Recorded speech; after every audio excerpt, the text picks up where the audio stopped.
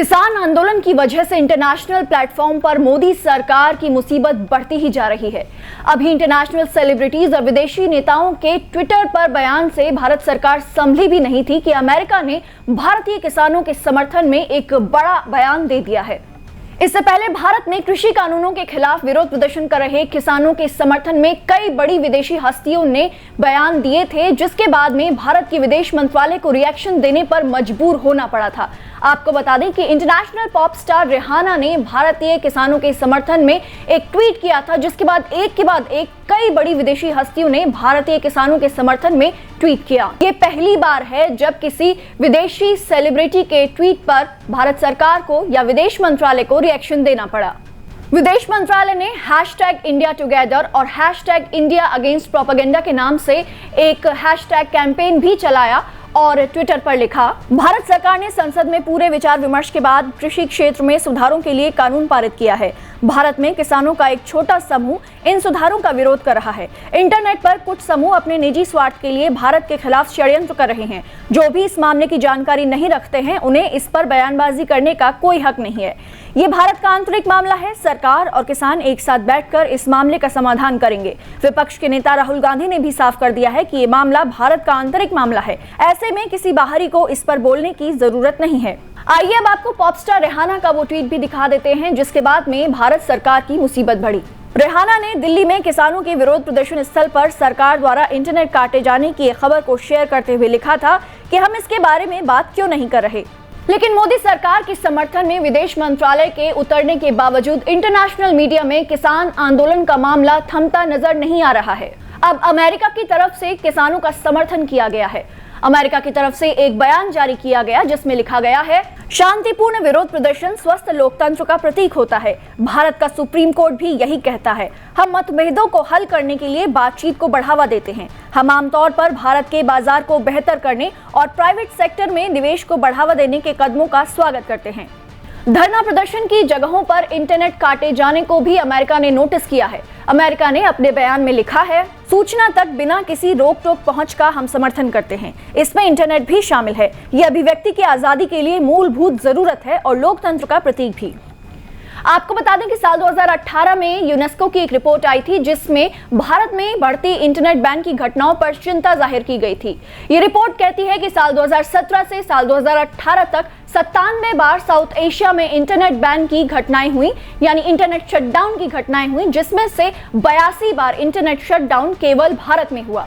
फिलहाल अगर किसान आंदोलन की बात की जाए तो यहाँ भी कई बार इंटरनेट में रुकावट देखने को मिली और इसे लेकर हो रहे इंटरनेशनल हंगामे के बीच पर्यावरण के मुद्दे पर डोनाल्ड ट्रंप से ट्विटर पर उलझने वाली ग्रेटा थनबर्ग के भारतीय किसानों का समर्थन करने के बाद कंट्रोवर्सी हो गई।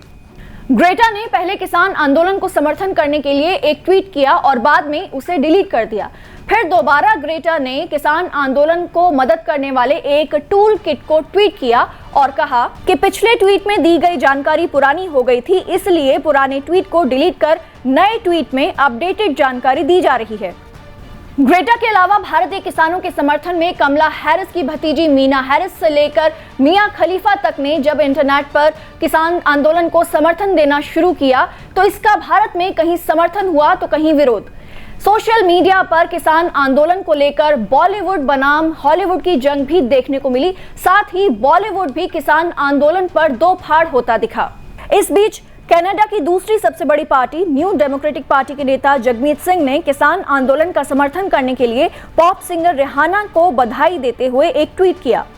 भारतीय सुरक्षा एजेंसियां लंबे समय से कहती आई हैं कि जगमीत सिंह न केवल कनाडा में खालिस्तान समर्थकों के लिए धन जुटाता है, बल्कि अमेरिका में भी भारत के लिए मुसीबतें खड़ी करता है। लेकिन इस बार भारत में आंदोलन के समर्थन और इंटरनेट बैन के विरोध में विदेशों से उठती आवाजों को चुप कराना सरकार के लिए आसान नहीं होगा। एक तरफ 6 तारीख को चक्का जाम करने की किसानों की घोषणा के बाद भारत में दिल्ली के कई बॉर्डर्स पर कंक्रीट की दीवारें चुनवाई जा रही हैं, सड़कों पर कीलें ठुकवाई जा रही हैं, कंटीले तार बिछाए जा रहे हैं, तो वहीं दूसरी तरफ अमेरिका और ब्रिटेन की संसद से भारत के किसान आंदोलन पर करीब से नजर रखी जा रही है। अमेरिका की सरकार ने तो किसान आंदोलन को अपना समर्थन दिया ही है। कई अमेरिकी सांसद भी भारतीय किसानों के समर्थन में खुलकर सामने आ गए हैं। अमेरिकी कांग्रेस वुमन इला उमर ने ट्वीट किया, भारत को अपने मूलभूत संवैधानिक अधिकारों की रक्षा करनी चाहिए और सूचना का फ्री फ्लो होने देना चाहिए। इंटरनेट एक्सेस दोबारा से देना चाहिए और विरोध प्रदर्शनों को कवर करने वाले पत्रकारों को रिहा करना चाहिए।